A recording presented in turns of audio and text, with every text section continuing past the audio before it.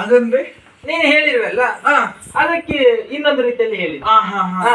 ನನಗೆ ಅಷ್ಟೇ ಗೊತ್ತಿರುವುದು, ಹಾಗಾಗಿ ಯಾರು ಬರ್ತಾ ಹೇಳ್ತಾ ಇದ್ರೆ ಅದನ್ನು ನಾನು ಹೇಳಿದೆಪ್ಪ. ಹೌದಾ? ಆಗಮನವಾಗಿ ಅವರಲ್ಲಿ ಹೋದೆ ಅಂತ ಆದ್ರೆ ನಿನಗೆ ಖಂಡಿತವಾದಂತಹ ಒಂದು ದಾರಿ ಕೊಟ್ಟಾನು ಏನು ಹಾಗೆ, ಹಾಗಾಗಿ ಓಡೋಡಿಕೊಂಡು ಬಂದವಳಿದ್ದೇನೆ. ಸರಿ, ಹಾಗಾಗಿ ನಿನ್ನಲ್ಲಿ ಹೇಳ್ತಾ ಇರೋದು ಏನದು? ರತಿ ದೇವಿಗೆ ನಾನು ಹನುಮತ ನೀನು. ನಾನು ಮನ್ಮತ. ಹೌದು, ನೀನು ರತಿಯ. ಜೋಡಿ ಆಗ್ಬಹುದು, ಜೋಡಿ ಆಗ್ಬಹುದು. ಹೌದಲ್ಲ? ಹಾಗಾಗಿ ನಿನ್ನಲ್ಲಿ ಕೇಳುವುದು ನನ್ನನ್ನು ಮದುವೆ ಆಗು, ನಿನ್ನ ಮದುವೆ ಆಗುದು. ಹೆಣ್ಣೆ ಮೊದಲ ಪಟ್ಟದ ದಾಡಿ ಮೊದಲೇ ಬಂದುದಿಲ್ಲ, ಗಣ್ಣ ಬಣ್ಣ ಮದುವೆಯಾದೇನಲ್ಲ, ಇಲ್ಲಿ ಮಡಿಗೆರುವ ಕಮ್ಮನಿಗೆ ಪ್ರಾಯ,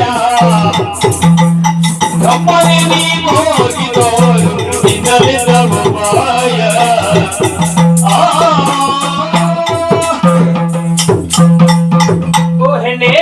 ಕಾಣುತ್ತಿರುವಂತಹ ಈ ಕಾನನ ಪ್ರದೇಶದಲ್ಲಿ ನನ್ನನ್ನು ಕಂಡು ಮದುವೆ ಆಗುತ್ತೀಯ ರಾಮ ಎಂದು ವಿಚಾರವನ್ನ ಕೇಳ್ತಿರಲ್ಲ. ಹೌದು, ನಿನ್ನ ಮದುವೆ ಆಗಬಹುದಿತ್ತು, ಆದ್ರೆ ಏನು ಮಾಡೋಣ ಹೇಳು. ನೀನು ಬಂದದ್ದು ಸ್ವಲ್ಪ ತಡವಾಗಿ ಹೋಯ್ತಲ್ಲ. ತಡವಾಯ್ತಾ? ಸ್ವಲ್ಪ ತಡವಾಯ್ತು. ಯಾಕೆ ಕೇಳಿದ್ರೆ ಈ ಮದುವೆ ನನಗೆ ಮದುವೆ ಆಗಿದೆ. ಹೌದಾ? ಹಾಗಾದ್ರೆ ಏನ್ ತೊಂದ್ರೆ ಇಲ್ಲಪ್ಪ.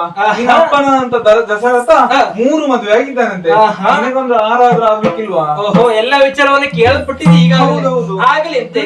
ಆದ್ರೆ ನಿನ್ನ ಮದುವೆ ಗಂಡ ಅಂತ ಆದ್ರೆ ನೀವು ಭಾವನೆ ಅವ ಒಪ್ಪಿದ್ರೆ ಹೌದು ಅಲ್ವಾ? ಆಗ್ಲಿಂದ ಹೋಗಿ ಬಾ. ಶುಭ.